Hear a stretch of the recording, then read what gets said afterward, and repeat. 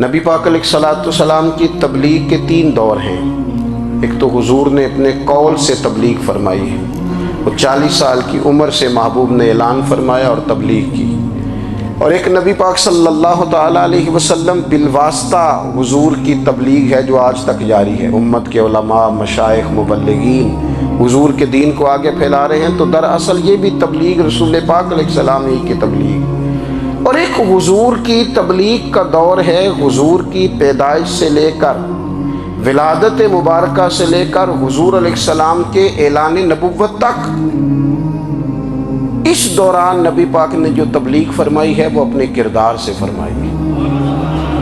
عرب کا وہ معاشرہ جو بڑا میلا کچیلا گدلا ہو چکا تھا، جس کے اندر سراسر مادہ پرستی کا زور تھا، جس کے اندر لوگ انسانوں کی خرید و فروخت کرتے تھے، جس کے اندر بیٹیوں کو زندہ دفن کر دیتے تھے، جس کے اندر جو آدمی جتنا زیادہ مضبوط ہوتا تھا اتنا زیادہ لٹیرا بن جاتا تھا، اس معاشرے کے اندر رسول کریم علیہ السلام نے 40 سال گزارے، اور اس طرح گزارے کہ جو بیگانے بھی تھے وہ بھی کہا کرتے تھے یہ صادق ہیں، یہ امین ہیں۔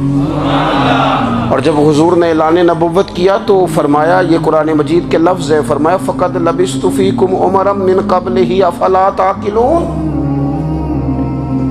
میں تمہارے بیچ عمر کا ایک حصہ گزار چکا ہوں، تمہیں عقل نہیں ہے، شعور نہیں ہے۔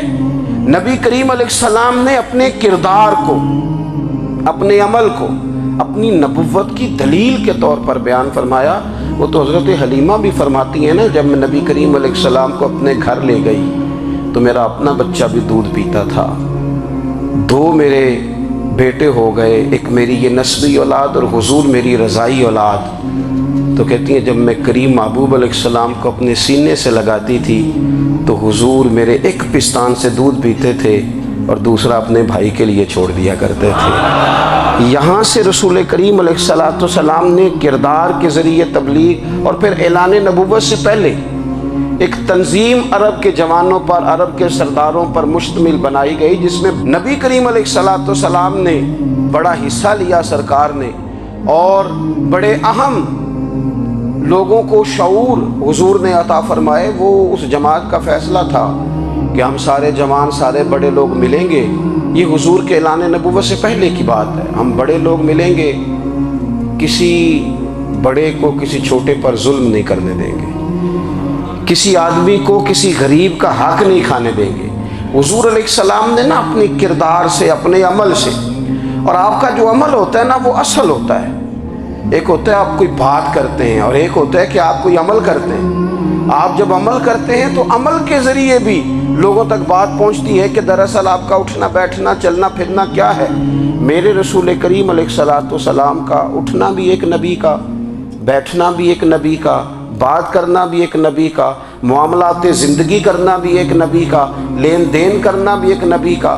ایک شخص کہتے ہیں میں نے اعلان نبوت سے پہلے حضور علیہ السلام سے کچھ چیز خریدی تھی، اور میں نے عرض کیا تھا آپ یہاں تشریف رکھیں، میں پیسے لے کے آتا ہوں۔ میں 3 دن کے بعد آیا۔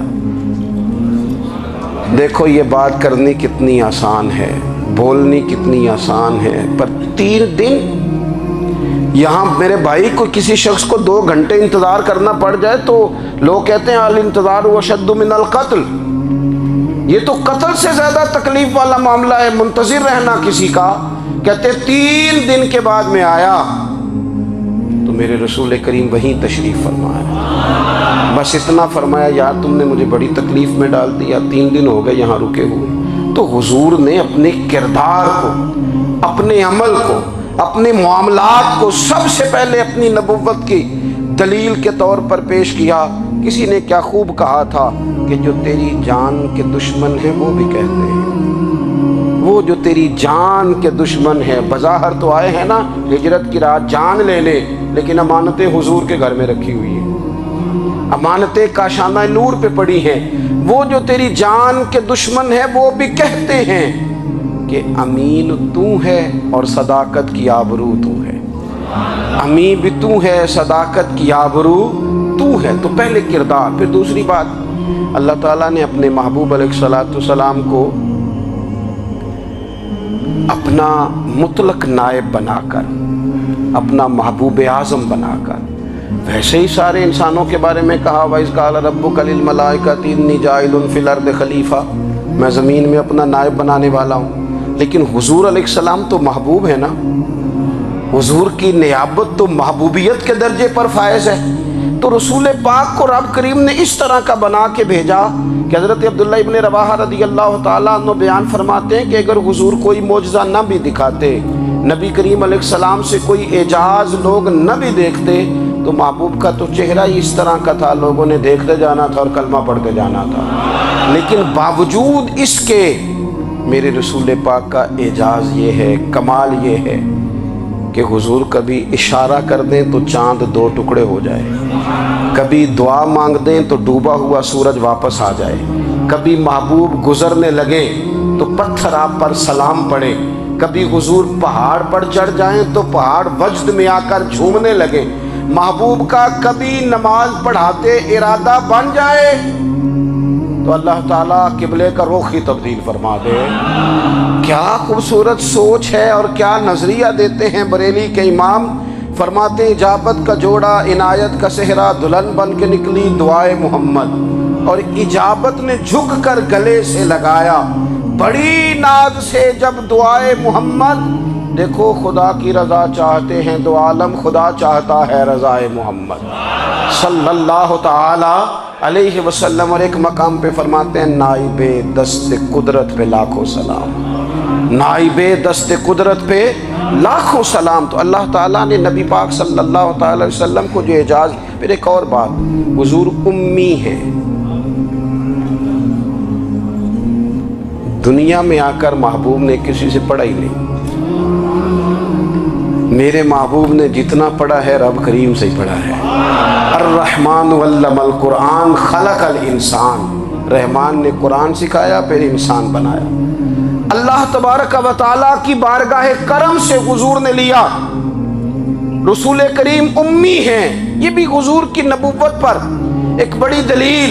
دیکھو ایک ہوتا ہے کوئی آدمی بچپن سے کسی چیز سے شغف رکھے اور جب اس کی عمر بڑی ہو جائے تو کہتے ہیں اس کا تجربہ بڑا ہو گیا ہے، یہ پہلے کوئی شعر کہتا تھا، کوئی ادبی جملہ کہتا تھا، تو اب اس کی یہ کام کرتے کرتے عمر بڑی ہو گئی ہے تو رسوخ حاصل ہو گیا۔ 40 سال کی عمر مبارک تک نبی کریم نے ایک شعر بھی نہیں کہا۔ حضور علیہ السلام نے کبھی کوئی ایسی بات، ویسے تو حضور کی ہر بات حکمت والی، لیکن جس کو عرب کے لوگ اپنے لہجے میں شاعری یا اپنے لہجے میں ادب کہتے تھے، وہ حضور نے بیان نہیں فرمایا۔ لیکن جب 40 سال کی عمر میں اعلان نبوت کیا تو پھر بڑے بڑے فصیح و بلیغ، بڑے بڑے سیانے، طفیل بن عمر کہتے ہیں کہ اس شخص کو بھی میں نے دیکھا جسے بڑا ناز تھا اپنی فصاحت اور بلاغت پر، اور جب وہ حضور کے پاس آیا اور اس نے آ کے کچھ باتیں کی تو محبوب خاموشی سے سنتے رہے، اور جب وہ چپ کر گیا تو میرے کریم نے صرف سورہ فاتحہ پڑھی۔ کبھی اٹھتا تھا، کبھی بیٹھتا تھا، کبھی غور کرتا تھا، کبھی دائیں جاتا تھا، کبھی بائیں جاتا تھا، پھر کہنے لگا بتاؤ نا کلام کس کا ہے؟ فرمایا اس رب کا، اس رب کا، اس رب کا جس کا میں رسول بن کے آیا ہوں۔ نبی کریم صلی اللہ تعالی علیہ وسلم امی ہیں، لیکن حضور نے کائنات کے رازوں سے پردے ہٹا دیے، نبی کریم نے جینے کے سلیقے بتا دیے، حضور نے ہر شخص کو اس کے مقصد حیات سے آگاہ کر دیا۔ نبی کریم علیہ السلام نے وہ فلسفہ حیات بیان کیا کہ لوگوں کو صرف جینے میں ہی مزہ نہیں آیا، مرنے میں بھی مزہ آنے لگا۔ لوگ آگے بڑھ بڑھ کے جانیں پیش کرنے لگے، اپنی اولادیں قربان کر، جو فلسفیوں سے کھل نہ سکا اور نکتہ وروں سے حل نہ ہوا، وہ راز ایک طیبہ والے نے بتلا دیا چند اشاروں میں۔ محبوب کریم امی ہیں، لیکن حضور نے اس طرح دنیا کو سکھایا، اس طرح دنیا کو پڑھایا، اس طرح حضور نے علم کے چراغ اور دیپ روشن کیے کہ قیامت تک جسے روشنی ملے گی نا، اسے صرف دروازہ مصطفیٰ سے ملے گی، اسے رسول کریم علیہ السلام کے در دولت سے ملے۔ کچھ لوگوں نے کہا کہ اپنے پاس سے آیات بنا کے لاتے ہیں، اپنے گھر میں بیٹھ کے دعوے کر لینا تو کوئی مشکل کام نہیں نہ ہوتا، سارے لوگ ہی کر لیتے ہیں۔ بلکہ وہ ہمارے ایک بزرگ کہا کرتے تھے خیالی پلاؤ پکائیے ٹکے ہو کدے بھی کاٹ نہ پائیے، کیونکہ کون سا پیسوں کا ڈالنا ہے، زیادہ ڈالیں آپ اور زیادہ ڈالیں۔ بہت سارے لوگ ہیں آج بھی، کچھ لبرل ہیں بیچارے، کچھ دین بیزار طبقہ ہے، وہ کہتے ہیں جناب ہمیں تو جدید باتیں بتائیں، ہمیں تو نئے اسلوب کے مطابق لے کے چلے، ہمیں تو او بھائی سن، میرے نبی پاک علیہ السلام نے فرمایا میرا قرآن کبھی پرانا نہیں ہوگا، اسے پڑھ کے دیکھ، اس کی جدت کا حسن دیکھ، یہ تو کھلا ہوا باغ ہے، تو ایک دفعہ اس کے قریب آئے گا تو خوشبو ملے گی، دوسری دفعہ آئے گا تو اس سے زیادہ تازی ملے گی، ایک دفعہ پھل کھائے گا تو مزیدار ہوگا اور دوسرا کھائے گا ہو سکتا ہے شکل ملتی جلتی ہو لیکن ذائقہ بڑا نرالا ہوگا۔ تو تو صحیح نا، جب کچھ لوگوں نے کہا یہ خود سے بنا کے آیات لاتے ہیں تو فرمایا وَإِن كُنتُمْ فِي رَيْبٍ مِّمَّا نَزَّلْنَا عَلَىٰ عَبْدِنَا فَأْتُوا بِسُورَةٍ مِّن مِّثْلِهِ، اگر تمہیں کوئی شک ہے اس میں جو ہم نے اپنے بندہ خاص میں نازل کیا ہے تو تم بھی اس جیسی ایک آیت بنا کے لاؤ۔ اور چلو چیلنج کھلا ہی دے دیا، فرما وَادْعُوا شُهَدَاءَكُم مِّن دُونِ اللَّهِ، اللہ اور اللہ والوں کو چھوڑ دو، تفسیری ترجمہ عرض کر رہا ہوں، یعنی صحابہ کو چھوڑ دو، حضور کے ماننے والوں کو چھوڑ دو، باقی ساری دنیا کے کافر اکٹھے ہو جاؤ، ایک آیت بس قرآن جیسی لے کے آؤ، ایک آیت لے کے آؤ، ان کنتم صادقین، اگر تم سچے ہو۔ جوانوں سنو، کہا ایک آیت، اور یہ چیلنج آج تک قرآن مجید کا موجود ہے، آج تک وَإِن كُنتُمْ فِي رَيْبٍ مِّمَّا نَزَّلْنَا عَلَىٰ عَبْدِنَا فَأْتُوا بِسُورَةٍ مِّن مِّثْلِهِ، تم قرآن کے مقابلے کی ایک صورت لے کے آؤ اور سارے حمایتی اکٹھے کر لو اپنے، ان کنتم صادقین، اگر تم سچے ہو۔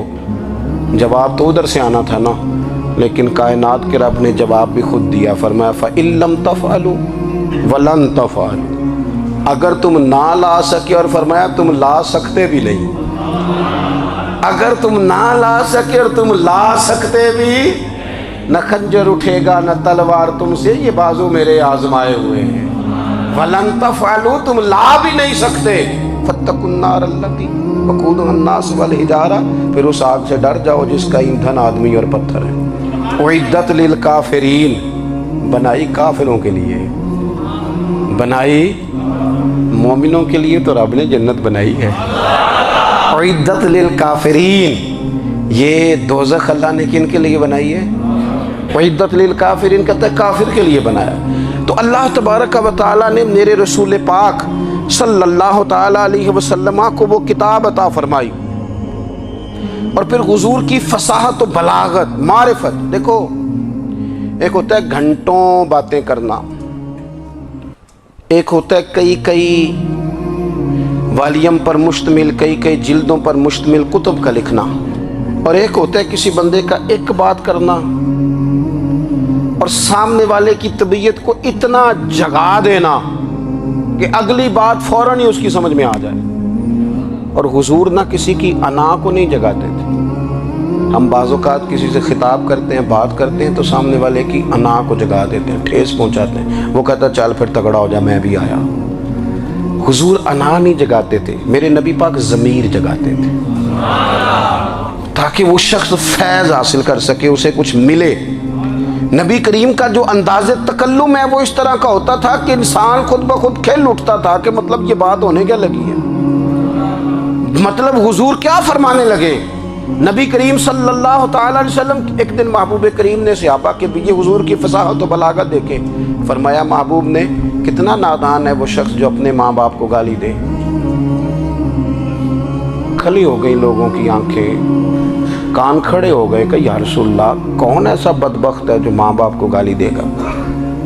اب جب سوالات ذہنی سطح پر پوری طور پر ابھر گئے نا، تو اب رسول کریم نے بات سمجھائی، یہ ہے فصاحت و بلاغت، تیرے آگے ہیں یوں دبے لجے فصحاء عرب کے بڑے بڑے، کوئی جان منہ میں زبان نہیں بلکہ جسم میں جان نہیں۔ یا رسول اللہ کون ایسا نالائق ہے جو ماں باپ کو گالی دے؟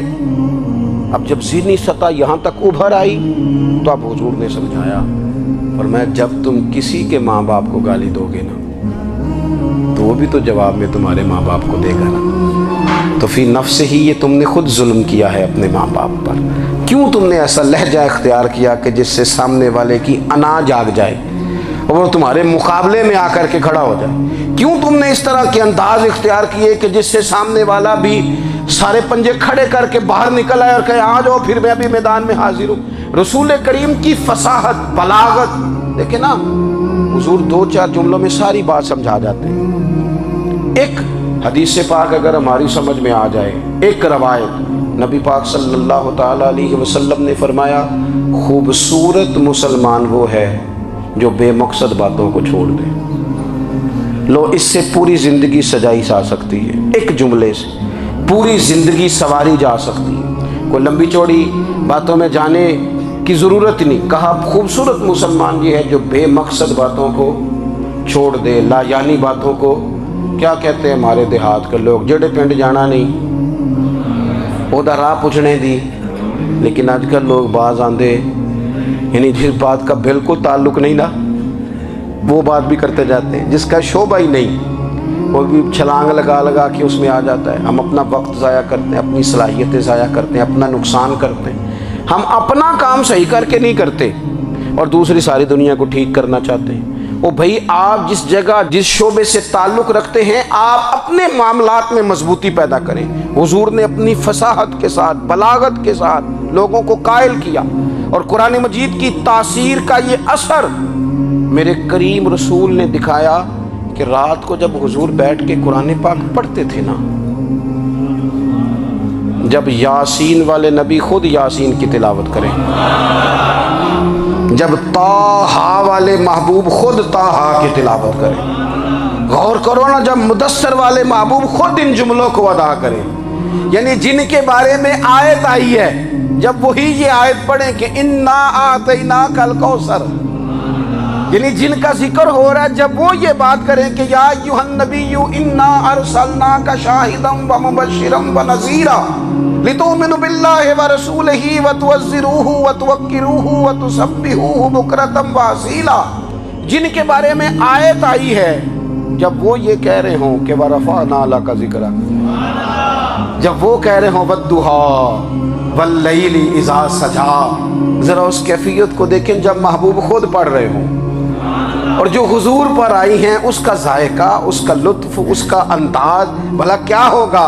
حضور جب رات کو پڑھتے تھے نا قرآن پاک، تو جب پکے کافر تھے نا، ابو جہل جیسے لوگ وہ بھی جھاڑیوں میں چھپ چھپ کے مدینے والے کی تلاوت سنا کرتے، حضور کی تلاوت سنا کرتے تھے۔ یہی بہتر ہے کہ پردوں میں وہ پردہ پوش رہے، وہ اگر پردے ہٹا دے تو کسے ہوش رہے۔ رسول کریم علیہ السلام کی تلاوت کا سننا، قریب جانا، یہ اعجاز ہے۔ حضرت فاروق اعظم کہتے ہیں میں طبیعت کا بڑا ڈاڈا تھا، مزاج کا بڑا سخت تھا، زندگی ہمیشہ ڈٹ کر گزاری، باتوں پر کھڑا رہنا آتا تھا، پر جب میری بہن نے مجھے چند آیتیں سنائی نا تو میں تڑپ ہی گیا۔ گھروں آیا سا مار مقامنے نو، ہن مینو مار دے لے چلو، اوے متے عمر دی عمر برباد ہو جائے جتھے عمر سوار دے لے چلو۔ یہ اعجاز ہے رسول کریم صلی اللہ تعالیٰ علیہ وسلم پر نازل ہونے والی کتاب کا۔ پھر حضور نے خبریں دی، نبی پاک نے خبریں دی، حضور نے فرمایا روم فتح ہوگا، وہ ہوا۔ نبی کریم علیہ السلام نے فرمایا شام فتح ہوگا، تو شام فتح ہوا۔ فرمایا ایران فتح ہوگا، تو ایران فتح ہوا۔ سراقہ بن مالک کہتے ایک گاؤں پر بھی مسلمانوں کی حکومت نہیں تھی، ایک گاؤں پر۔ حضور مکہ مکرمہ سے نکل رہے تھے، مدینہ طیبہ تشریف لے جا رہے تھے، ابھی راستے میں تھے، میں 100 سرخ اونٹوں کے لالچ میں معاذ اللہ حضور کو گرفتار کرنے پہنچ گیا۔ محبوب نے حکم دیا، حضور کا معجزہ میں نے آنکھوں سے دیکھا، میرا گھوڑا زمین میں دھستا چلا گیا، میں نے معافی مانگی، حضور نے معاف کر دیا۔ میں نے سمجھا اچانک ہو گیا ہے، یہ منوانا بھی بڑا مشکل کام ہے۔ شجر و حجر پہچان گئے، انسان کی نظروں میں شاکی رہا۔ یہ کچھ ایسے لوگ ہیں جن کو منوانا توبہ توبہ، ماننے کو تیار نہیں، دیکھ دیکھ کے بھی ماننے کو تیار ہے نہیں، ماننے کو تیار ہی نہیں۔ کہتے ہیں کہ میں نے پھر چاہا آگے بڑھنا تو پھر زمین کے اندر میرے گھوڑے کے پیر دھنسنے لگے، پھر معافی مانگی۔ کریم تیرے معاف کرنے کی ادا پہ بھی قربان جائیں۔ یہ نہیں فرمایا کہ تو بار بار یوں ہی کرتا ہے، فرمایا معافی مانگتا ہے، جا میں نے معاف کیا۔ کہتے ہیں 3 دفعہ میں آگے بڑھا، 3 دفعہ حضور نے معاف کیا تو مسکرا کے فرمانے لگے تو یہاں مجھے گرفتار کرنے آیا ہے، وہ کیسر روم کا علاقہ فتح ہوگا۔ وہ کنگن جو پہنتا ہے نا ہاتھوں میں، بادشاہ کے کنگن معروف ہیں، وہ تیرے ہاتھوں میں آئیں گے۔ اللہ کرے آپ سمجھیں، یہ جو لوگ ڈری ڈری سہمی اور ہمارے بچے مایوسی کی معاذ اللہ باتیں کرتے ہیں، وہ دیکھیں حضور کس طرح کی گفتگو فرماتے ہیں۔ ابھی ایک گاؤں پر بھی اسلام کی حکومت نہیں، لیکن حضور کا خبر دینے کا انداز۔ کریم فرمانے لگے وہ کیسر روم کے جو کنگن ہوں گے وہ تیرے ہاتھوں میں آئیں گے۔ جناب سراقہ بن مالک فرماتے ہیں کہ میں مسلمان ہو گیا، حضور کا وصال ہو گیا، کنگن نہیں آئے۔ حضرت ابوبکر صدیق کا وصال ظاہری ہو گیا، کنگن نہیں آئے۔ جناب عمر کا دور آ گیا، سراقہ بوڑھے ہو گئے۔ کوئی بندہ پوچھتا نا کہ اب تو عمر ڈھل گئی ہے، زندگی کا پتہ نہیں، کہنے لگے نہیں میں نہیں جاتا، جب تک کنگن نہیں آتے اسرائیل کوئی نہیں آئیں گے، کیونکہ ساڈے نبی دی زبان ساڈے واسطے قرآن۔ جو دن کو کہہ دیا دن ہے تو دن نکل آیا، جو شب کو کہہ دیا شب ہے تو رات ہو کے رہی، اور خدا نے ان کی زبان کو وہ اختیار دیا، جو نکلی منہ سے ان کے وہ بات ہو کے رہی۔ اور فاضل بریلوی کا تو انداز ہی پھر انوکھا ہے نا، وہ تو کہتے ہیں وہ زبان جس کو سب کن کی کنجی کہیں، جس کو سب کن کی کنجی کہیں، اس کی نافذ حکومت پہ لاکھوں سلام۔ کہنے لگے نہیں آتے حضرت اسرائیل، فکر نہ کرو، بوڑھے ہو گئے تھے، نکلنا گھر سے بند کر دیا تھا، حضرت عمر کا دور تھا، کنگن آ گئے۔ حضرت فاروق اعظم نے ان کے پوتوں سے، نواسوں سے، بچوں سے کہا جاؤ بلا کے لاؤ، کا دادا جان بوڑھے ہیں، فرمایا تم کان میں کہہ دینا کنگن آ گئے، پھر تم دیکھنا تو صحیح۔ پھر حضرت سراقہ آئے، حضور نے جو خبریں دیں، نبی پاک علیہ الصلوۃ والسلام نے جو گزشتہ قوموں کے احوال بیان کیے، اور پھر میرے نبی پاک علیہ الصلوۃ والسلام نا دنیا میں عزتیں دینے آئے۔ عزتیں، یہ مزاج ہمیں کم کرنا چاہیے۔ یہ جو ہم ساری زندگی اس کام میں لگا دیتے نا، کسی کو نیچا کیسے دکھانا ہے، یہ انداز حضور نے نہیں ہمیں دیا۔ اب دیکھو حضور تشریف لائے تو ہمیں پتہ چلا کہ حضرت یوسف جیسا سونا کوئی نہیں۔ حضور تشریف لائے تو ہمیں پتہ چلا کہ حضرت داؤد جیسی خوبصورت آواز کسی کی نہیں۔ حضور تشریف لائے تو ہمیں پتہ چلا کہ جناب عیسیٰ علیہ السلام کا فقر اختیاری کس طرح کا تھا۔ محبوب تشریف لائے تو ہمیں پتہ چلا کہ حضرت موسیٰ کا جلال کس طرح کا تھا۔ یہ تو حضور آئے تو نبی پاک علیہ السلام نے اس کی بھی عظمت بیان کی، اس کی بھی شان بیان کی۔ حضور نے بتایا کہ ابوبکر صدیق کی شان کیا ہے، فاروق اعظم کا مرتبہ کیا ہے، عثمان غنی کی حیا کیا ہے، مولا علی کی شجاعت کیا ہے، اہل بیت نبوت کی عظمت کیا ہے۔ حضور آئے عزتیں دینے، ماں کو عزت دی مدینے والے رسول، کہا جس کا باپ راضی ہو گیا اس کا رب راضی ہو گیا۔ فرمایا جو 2 بیٹیاں 3 بیٹیاں 4 بیٹی بہنیں یا 1 بیٹی یا بہن بیاہ کے آ گیا نا، اس طرح میری 2 انگلیاں جڑی ہوئی ہیں، میرے ساتھ جڑ کے جنت میں جائے گا۔ رسول کریم صلی اللہ تعالی وسلم نے عزت دی، عزت دی۔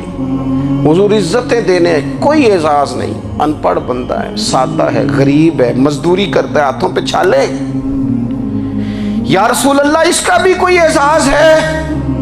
قربان جائیں، میرے کریم نے عزت دی، فرمایا محنت کر کے روزی کمانے والا تو اللہ کا دوست ہے۔ یہ اینٹیں اٹھانے والا، یہ مشقتیں کرنے والا، یہ صبح دیہڑی پہ جانے والا، یہ بیچارہ جو اچار سے روٹی کھاتا ہے، تو نے ہر شخص کی قسمت میں یہ عزت لکھی اور آخری خطبے کی صورت میں وصیت لکھی۔ رسول کریم نے ہر بندے کو اعزاز دیا، عظمتیں دی۔ حضور عزتیں دینے آئے، نبی پاک علیہ السلام نے اعزازات دیے، حضور نے نوازا۔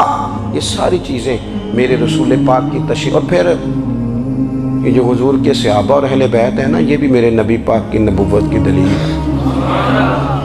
اتنی جلدی انقلاب آیا نہیں کرتے، وہ کل تک جو رہزن تھے حضور نے راہبر بنا دیے۔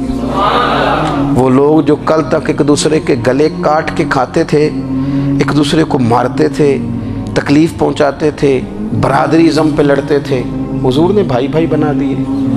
ایک پلیٹ میں کھانا کھانے لگے سیدنا بلال حبشی، صہیب رومی، سلمان فارسی، حضور نے یوں کر کے ملا دیا۔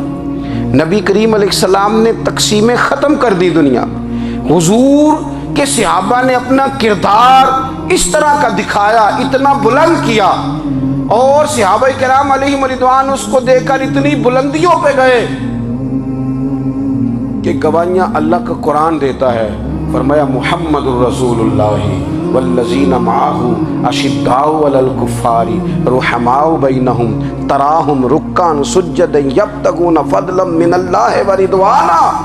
فرمایا یہ جو میرے محبوب کے ساتھ والے ہیں کافروں پر سخت ہیں، آپس میں نرم دل ہیں، تم جب بھی انہیں دیکھو گے سجدے کرتے دیکھو گے، رکوع کرتے دیکھو گے، تم انہیں دیکھو گے اللہ کی رضا کے متلاشی ہیں۔ انہیں ساری مادہ پرستی سے نکال کر محبوب نے رب کی رضا کے راستے پہ ڈال دیا۔ میرے نبی کریم سید عالم صلی اللہ تعالیٰ علیہ وسلم کی نبوت کے دلائل کے طور پر یہ ساری چیزیں آئیں۔ بس میں بات سمیٹنے لگا ہوں۔ حضور کا جو اخلاق ہے نا، وہ بھی نبی کریم علیہ السلام کی نبوت کی بہت بڑی دلیل ہے۔ وَإِنَّكَ لَعَلَىٰ خُلُقٍ عَظِيمٍ۔ محبوب ہم نے آپ کو نا خلق عظیم کا مالک بنایا ہے۔ کچھ لوگ سمجھتے ہیں صرف آپ کا بولنے کا انداز ٹھیک ہو تو آپ با اخلاق ہیں۔ نہیں بھائی، بولنے کا انداز ٹھیک ہونا با اخلاق نہیں، سچ بولنا اخلاق کے علاوہ۔ آپ کا حق بات کرنا اخلاق ہے، آپ کا صحیح گواہی دینا اخلاق ہے، آپ کا اللہ تعالیٰ کی طرف سے آزمائش آنے پر صبر کا مظاہرہ کرنا اونچا اخلاق ہے۔ رب نعمت دے تو آپ کا وجود ڈھلتا جائے شکر میں، یہ اخلاق ہے۔ رب کریم اگر آپ کو کسی وقت کسی آزمائش میں اپنی حکمت سے ڈالتا ہے تو عزت نفس کو برقرار رکھنا، خودداری کو برقرار رکھنا، یہ اخلاق۔ نبی پاک نے اعلیٰ ترین اخلاق کی بات بتائی، اعلیٰ ترین۔ حضور نے لوگوں سے بیعت لیتے وقت کہا تھا میرے ہاتھ پر بیعت کرو، چوری نہیں کرو۔ نبی پاک علیہ السلام نے مختلف امور پر بیعت لی۔ حضرت حکیم بن حزام کہتے ہیں حضور نے میرے ہاتھ پہ ہاتھ رکھ کے کہا میرے ہاتھ پہ ہاتھ رکھ کے بیعت کرو کہ کسی دنیا دار سے سوال نہیں کرو گے، خودداری سے زندگی گزارو گے، عزت نفس سے جو رب نے تمہیں دیا ہے تم اس پر راضی رہو گے۔ لوگوں کی جیبوں کو ٹٹولنا، دوسروں کی دولتوں پہ راج کرنا، دوسروں کے مال پر نگاہیں ڈالنا اللہ کے حبیب نے پسند نہیں فرمایا۔ میں بیعت کرو کہ تم کبھی کسی سے سوال نہیں کرو گے، حد ہو گئی۔ نبھانے والوں نے پھر اس عہد کو نبھایا اور کمال کر دی۔ حضرت حکیم بن حزام گھوڑے پہ بیٹھے تھے، ہاتھ میں درہ تھا، وہ زمین پہ گر گیا، قریب غلام کھڑا تھا، حضرت حکیم بن حزام خود گھوڑے سے اترے، درہ اٹھایا، دوبارہ گھوڑے پہ بیٹھے۔ غلام عرض کرنے لگا حضور مجھے بتا دیتے میں اٹھا کے دے دیتا۔ آنکھیں چمک اٹھیں، فرمانے لگے کیسے بتا دیتا؟ اپنے رسول سے وعدہ کیا ہے کبھی کسی سے سوال نہیں کروں گا، کبھی سوال نہیں کروں گا۔ اللہ کے محبوب نے ہمیں اعلیٰ اخلاقی قدروں کی بات ہمیں سکھائی ہے۔ ہم دیکھتے ہیں کہ بڑی جلدی 2 4 5 لوگوں کے غصہ دلانے پر ہم ساری اخلاقی حدوں کو کراس کر جاتے ہیں۔ دوستو ہمارا ایک ویژن ہونا چاہیے، ہمارے ذاتی رویے بڑے معتبر ہونے چاہیے، لین دین کے معاملات کے اندر مسلمانوں کو بڑا صاف ستھرا ہونا چاہیے۔ ہمیں اپنی معاشی زندگی میں روزمرہ کے معاملات میں ہماری توجہات کا مرکز صرف اللہ رسول کی ذات ہونی چاہیے۔ رب کریم نے اپنی حکمت سے کسی کو کتنا دیا ہے یہ اس کی حکمت کے تقاضے ہیں۔ ہمیں اس نے جس رنگ میں جس حال میں رکھا ہے ہمیں اپنے رب کی رضا پر بہت زیادہ مطمئن ہونا چاہیے۔ اچھا پھر ایک اور بات، جن چیزوں کو ہم نے دکھ بنایا ہے نا یہ تو وہاں دکھ تھا ہی نہیں۔ مہینہ مہینہ چولہا نہیں جلا، لیکن کسی جگہ اظہار غربت ہے حضور کی اولاد پاک کا یا صاحب کا یا ازواج کا۔ مہینہ مہینہ چولہا نہیں جلا، لیکن یہ اخلاق عالیہ کا حسن دیکھو، اپنے گھر مہینہ مہینہ چولہا نہیں جلا، جو مانگنے آیا اسے جھولی بھر کے عطا فرمایا، کوئی دروازے سے خالی نہیں گیا۔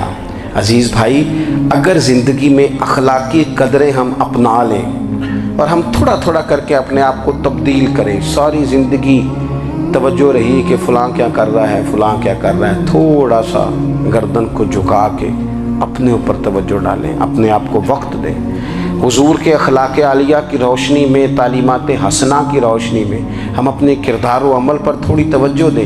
اس وقت بہت بڑی تعداد میں امت مسلمہ ہے، اور ایسا نہیں ہے کہ دولت نہیں ہے، دولت سے بھی سرشار ہیں۔ ہمارے ہاں بڑے بڑے انجینئر ہیں، بڑے بڑے ڈاکٹر ہیں، لیکچرار ہیں، ہمارے پاس بڑے بڑے ہاسپٹل ہیں، بڑا کچھ ہے، لیکن کردار و عمل کے بادشاہ، اپنی زندگی تقوی کی روشنی میں گزارنے والے، ان لوگوں کی تعداد کم ہے۔ اگر کوئی آج بھی سارے کام نیک کرے لیکن جائیداد میں سے بیٹی کا حق رکھ جائے تو پھر اس نے کیا میلاد منایا؟ اگر آج بھی جو 2-4 لوگ بیچارے اس کے زیر دست ہیں، ملازمین ہیں، ان کے ساتھ اس کا رویہ انتہائی سخت ہو تو اس نے کیا میلاد منایا؟